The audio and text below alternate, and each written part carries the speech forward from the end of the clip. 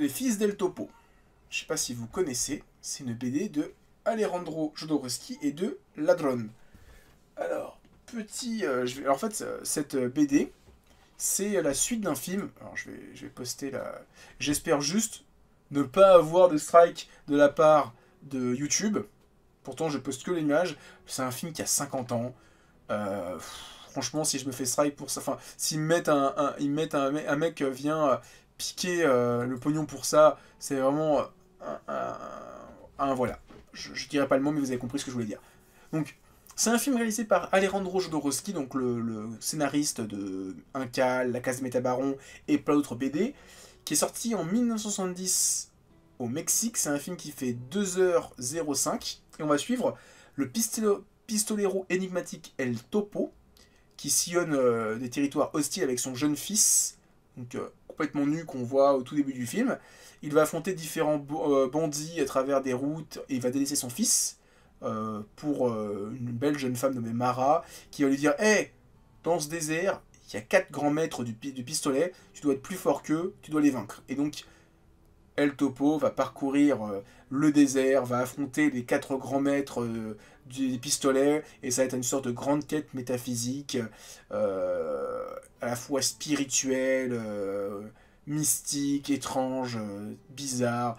Et donc ça va être toute une rencontre de gens complètement what the fuck. C'est un film qui est très, très, très bizarre. Alors pourquoi j'en parle? Parce que dans les prochains jours, prochaines semaines, va sortir une vidéo sur la caste des métabarons. Et donc, pour l'occasion, je suis en train de me... en fait, je suis quasiment à la fin du montage. Il me manque quelques passages. Et en fait, pour ça, c'est des passages qui sont issus des films de Jodorowsky que je veux mettre. Et je me suis dit, bon, je sais les passages en question que je veux voir. Mais tiens, j'ai envie de revoir les films. Surtout qu'El Topo, ça fait longtemps que je ne l'ai pas vu. Que j'aime beaucoup le film. Et qu'il y a une BD qui s'appelle Les Fils del Topo, qui est la suite du film, dont j'ai jamais lu la fin. Parce qu'entre le tome 2 et le tome 3, il s'est passé 3-4 ans, que quand j'ai acheté le tome 3, j'étais pas dedans, et je me suis dit, je vais attendre d'avoir envie d'être dans le mood. Et donc là, je me suis vu le film, je me suis dit, allez, derrière, j'enchaîne les trois tomes. Donc je me suis vu le film en début de semaine, j'ai enchaîné les 3 tomes, et je me suis dit, bah, je ferai sûrement jamais une vidéo sur les Fils del Topo, autant en parler aujourd'hui en live. Je me suis dit, de toute façon, il n'y a pas beaucoup de lecture. Sous bouteille, je vais pas parler pendant 3 heures. Donc autant vous parler des Fils del Topo ici en vidéo. Comme je disais, c'est la suite. Alors c'est une suite un peu bizarre parce que le... Alors, je vais venir un peu sur le contexte. Donc c'est la BD, c'est la suite du film, qui est dessiné par Ladron, je sais pas, avec les 2 points, je sais pas comment ça se prononce, qui était donc le dessinateur de la suite de l'Incal, Final Incal. Ou après l'Incal, mais en fait c'était après l'Incal, c'était le nom quand c'était Mobius au dessin, que ça s'est terminé sans se terminer, et donc Ladron a redessiné le tome 1, puis a fait le tome 2 et 3 de Final Incal, qui se fait aussi appeler après l'Incal quant à l'édition avec Mobius, mais voilà, c'est juste pour l'information. Et donc voilà, et donc c'est une série en 3 tomes qui porte les noms des fils d'El Topo. El Topo a 2 fils. Le premier s'appelle Cain, le second s'appelle Abel, et le 3e tome s'appelle Abel Cain. Alors, quand on connaît les travaux de l'auteur, etc., et qu'on a lu le tome, on comprend maintenant pourquoi le tome 3 s'appelle Abel Cain. J'en dirai pas plus, mais ça peut spoiler des gens. Je pense qu'au vu du titre, vous avez compris de pourquoi ça s'appelle comme ça. Alors c'est assez particulier parce que aussi l'auteur donne des noms aux personnages, ce qui n'était pas le cas dans le film, parce que dans le film, El Topo a un nom, il s'appelle El Topo, et le reste des personnages s'appelle juste machin, bidule, truc. Genre les 4 grands maîtres du désert, ils s'appellent maître 1, maître 2, maître 3, maître 4. Il y a un personnage qui s'appelle le colonel, son nom à la fin du générique s'appelle le colonel. Même la femme qu'il rencontre, elle s'appelle juste la femme blonde. Ses enfants s'appellent le fils de El Topo, etc. Et donc là, ils prennent des noms bibliques, Abel, Caïn, donc le premier tueur et la première victime de la Bible. Il y a d'autres personnages issus de la Bible dans l'histoire, enfin, tout cas qui ont des noms, on va dire, bibliques et chrétiens. Il y a déjà le fils cadet, Abel, a un oiseau qui s'appelle l'ange, et son fils Caïn a un cheval qui s'appelle Lucifer.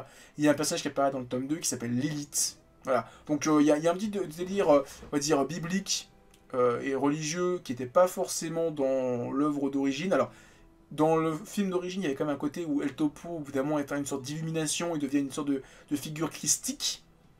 Mais il n'y avait jamais le truc du genre tuer Jésus, tuer machin truc, même si tu sens quand même cette métaphore par rapport à une sorte d'envoyé de Dieu, de saint, etc. Le fait que El Topo devienne, on l'appelle à un moment, on l'appelle le saint, etc. pendant tout le film. Et qu'à la suite de ça, bah, on l'appelle encore le saint. Le bouquin aussi commence avec un petit avant-propos de l'auteur qui explique qu'il a filmé ce film, il a fait le film dans les années 70, qu'il a jamais réussi à le diffuser, qu'il le diffusait dans un cinéma à minuit, qu'il diffusait des films porno, et qu'au fur et à mesure le film a eu un petit succès, mais qu'il n'a jamais pu faire la suite, et que c'est que récemment, quand il a rencontré Ladron, qui s'est dit «Hey, viens, on fait les Fils d'El Topo en BD». Et donc là, il fait la BD en 3 tomes, donc qui est la suite du film. Et alors, on nous dit oui, ça peut être lu de manière indépendante de la BD. Enfin, la BD peut être lu indépendant du film. Je trouve quand même qu'il faut avoir vu le film pour avoir au moins savoir qui est El Topo, même si on t'explique vite fait au début de l'album, du tome 1, on te remet le début du film, enfin la fin du film, même si en plus de ça, on te modifie des choses, parce que par exemple, on nous dit au début du tome 1 que le fils aîné de El Topo a été maudit. Alors, il y a un truc qui est très intéressant, c'est que il est maudit, et donc il a une marque au visage, et cette marque, ça fait que les gens ne le regardent pas. Alors, le mec, il se balade, il parle à tout le monde, les gens, ils font. Il ignore. Il arrive, il baisse la tête, il ferme les yeux, personne ne le voit, personne ne lui parle. Et le mec, pendant 15 ans, c'est comme ça. Sa fille, on suit ça, parce que l'histoire se passe 15 ans plus tard, parce que à la fin du film, El Topo a un deuxième enfant qui vient juste de naître. Et donc là, dans l'album, il a au moins 10-15 ans. Il est adolescent. Donc on se dit qu'il s'est passé au moins 15 ans entre le film et le tome 1.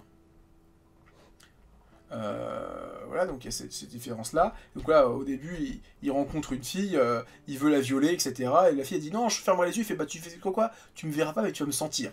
Alors il y a beaucoup de passages qui sont assez crus, assez violents. C'est pas pour tout le monde. Et à côté de ça, on va suivre. Alors déjà, la page est un peu floue, j'ai raté la photo. On va suivre l'autre fils de El Topo. Alors c'est bon, c'est qu'en plus les fils d'El Topo ont vraiment un visage assez particulier. C'est que le fils aîné a l'apparence d'El Topo au début du film, quand c'est encore un scélérat. Et c'est un passage qui est assez méchant. Et son deuxième fils a l'apparence à la fin du film, quand c'est un saint. Et donc il est chauve. Et donc ce qui va se passer, c'est que surtout l'histoire va commencer d'abord avec le fils aîné. On va suivre sa vie en tant qu'homme invisible.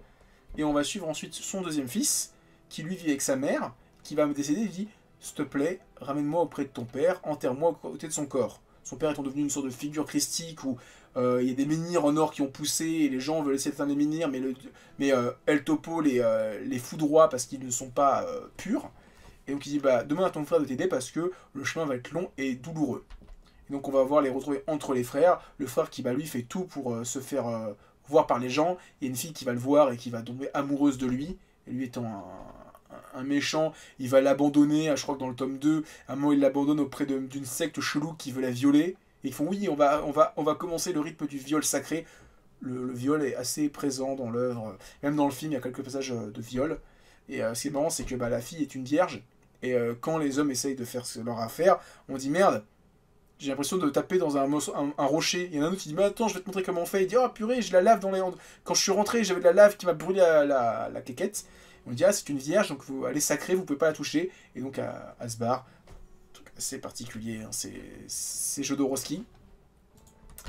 Il y a des scènes qui sont vraiment très très cool. Il y a des trucs complètement what the fuck, hein. Mais c'est un peu comme l'œuvre d'origine. Genre à un moment, il rencontre une armée qui va assiéger un fort qui est tenu par des nonnes barbues, qui sont donc des hommes barbus déguisés en nonnes.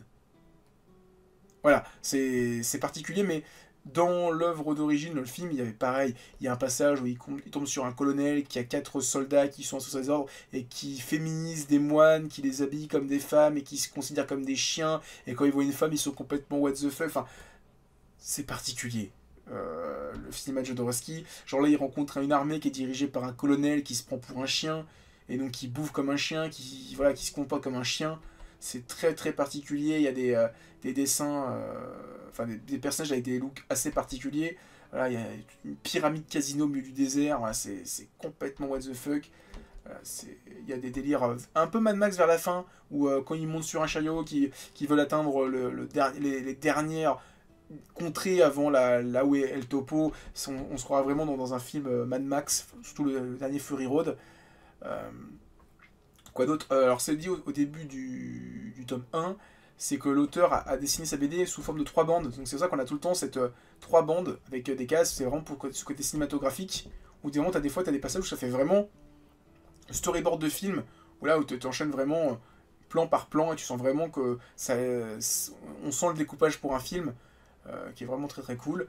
Alors après, comme la BD était prévue pour être la suite du film, tu sens aussi que les 3 albums forment une seule et même grosse histoire, enfin c'est une seule et même grosse histoire, mais c'est aussi, tu sens que c'est pas un album, une histoire, un album, une histoire, un album, une histoire, c'est 3 albums, une grosse histoire, ce qui fait que le tome 1, c'est un peu l'introduction, la mise en bouche, la présentation des personnages, des enjeux.